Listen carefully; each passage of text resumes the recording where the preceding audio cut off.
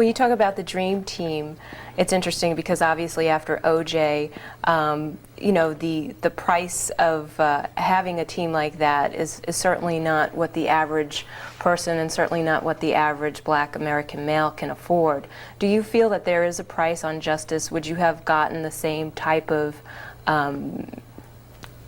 you know, defense team if you were not in the rap game like you are, making money like you are now? But is there a price tag though on justice? What's happening. You know it's a price tag. People like Ed Nissen and Bobby Grace, they eat up defendants that don't have no money, that don't have no stability to fight the case because they so dirty with what they do. They so undermined, and they find out that victims have guns on them, and they throw that out the idea, do interviews with you. No, he didn't have a gun. Then come back 2 months later, oh yeah, he had a gun, but he wasn't going for it. Then they come back 4 months, yeah, he was going for a gun, but he was only going for it after McKinley Lee went for it. So that lets you know they're obstruction to the law. And I just want to tell them, all them pennies you put on the table, they mounted up to nothing. Bobby Grace, nothing. Uncle Tom's nephew, from me to you. Always pushing health, wealth, for better understanding of self and giving praise to the Most High. So in this video, we got Lil Baby has his name in a warrant that has to do with 2 13-year-old kids being unalived at his video shoot. So y'all know that the rap industry has a long line of rappers that's been with murder charge. Have y'all seen with the clip with Snoop Dogg? It's a lot of kids that's been dying ever since this gangster rap that came out into our community, and a lot of kids' lives has been taken away. The lifestyle that's been sold to us, you know, a lot of kids lost their life just for the conflicts of the people, you know, going at it with your brothers and anger. And we can see in our community that we don't need to be using anger to handle any situation, because it could be an innocent kid that loses their life.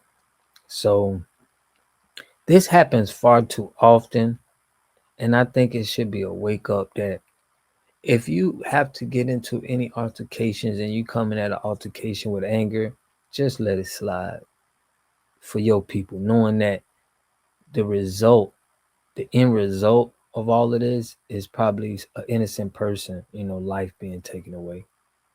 So we got to have more empathy for the community. I was speaking to one of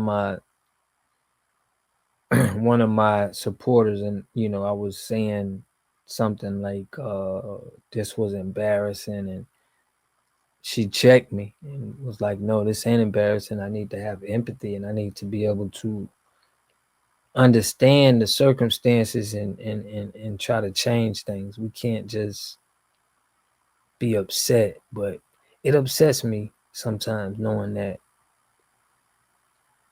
grown men will let kids get involved in a dispute, even at each other. Just disputing with our brothers is just not good. But I'm gonna go over this video, man, of what's going on with Lil Baby, and I'm gonna give my commentary. Let's get it. Make sure y'all subscribe to the channel, hit that like button, push me on the algorithm. I greatly appreciate it. Summer on a violent street gang in our community. Good evening.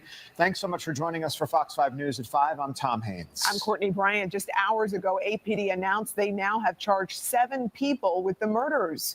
Fox 5's Tyler Fingert is live at Atlanta Police Headquarters to tell us what we're finding out. Tyler? Yeah, Courtney, good evening to you. Investigators say 2 13-year-olds were innocent victims caught in a gang retaliation shooting while celebrating a birthday. The overall theme of this case is grown men playing gangster. Atlanta police say these are the innocent faces of gang violence in Atlanta. 2 of them, 13-year-old boys Jakody Davis and Lamon Freeman, were killed. And 11-year-old Dontavius Davis was wounded last July in a shooting on Spark Street. APD says Freeman was killed on his 13th birthday. Lamont Freeman was allowed to be a 13-year-old for 27 minutes before gang violence ultimately took his life. During an afternoon news conference, investigators blamed the deadly shooting on a local rapper. They said the attack was in retaliation for the rapper entering a rival gang's territory to film a music video. In the subsequent days, we saw homicides and shootings, and ultimately the deaths of 2 children as a result of his cowardly actions, and you know who you are. Authorities say a high-ranking member of the Goodfellas gang who was incarcerated orchestrated the attack using a smuggled cell phone. Following those instructions, the suspects opened fire at an apartment complex where the 3 young teens were gathered to celebrate Freeman's birthday. Police say they weren't the targets. These kids were innocent victims. So when we talk about the gang involvement, these 2 13-year-olds and this 11-year-old, they didn't have a gang involvement. Those arrested were identified as Keontae Sanders, Richard Hollis, Reginald Thomas, DeKeithion Mobley, Marcus Crawford, Tradon Crawford, and Ali Caldwell. The final 2 were arrested Tuesday. Police had some tough talk for those responsible. Goodfellas Criminal Street Gang being one of the most hyper-violent gangs in the city of Atlanta, and we will pursue you relentlessly in making sure that we keep this city safe and suppressing violence. And the investigation continues. There is a My thing is, though, obviously, I don't feel like this is working. The strategy that we're pulling right now is not working. I understand what that officer said. He's like, hey, look, we're going to go after you, in the city, bro. It's a reason why we keep having these altercations and how we're trying to fix them. It's not working. We need to be dealing with prevention rather than cure. How could we prevent this kind of stuff from happening to kids? And it comes back to the society. It comes back to the destroying of our organizations. It goes back to the 1960s. Jail is not a fix for this. It's just a way that somebody can make money. We got to really look at what's fueling all of these crimes and prison systems and having our kids, grown-ups. We're just losing a lot of people. Like, why is it? Because we know that the prison system makes billions of dollars. So that's my take on this. It's allegedly. We don't know what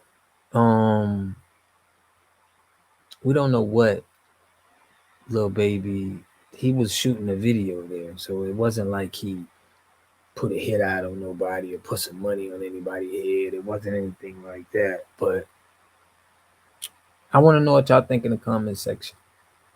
Can we really agree that the prison system never helped any of our problems? Like the war on drugs, the locking people up for marijuana, like nothing changed anything, but people got a lot of money. And not to say that justice should be, I'm just saying the amount of money that our government is touching, I'm sure we can come up with a good, solid way that where we can have citizens that don't harm each other and hurt each other. I'm sure it's a way, and I'm sure it's something that's fueling prisons to get packed and get paid. So let me know what y'all think about this, man. I'll catch y'all in the next video, man. Peace and love.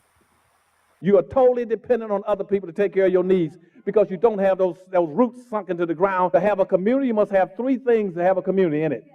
You must have a wholly independent economic structure that can provide goods, service, products, and things for your own people, and jobs and tax bases for your own people. You should at least control 4 basic things. You should be trying to control water, food, medicine, and energy to be able to survive. Here we got Mr. Pollock. He had a cornfield. He took advantage of a free water test from us, and this is what we found in this water. We found sulfur, we found hardness, and we solved these problems with an easy fix of 2 tanks. So get your free water test today. Stay blessed. Click the link below.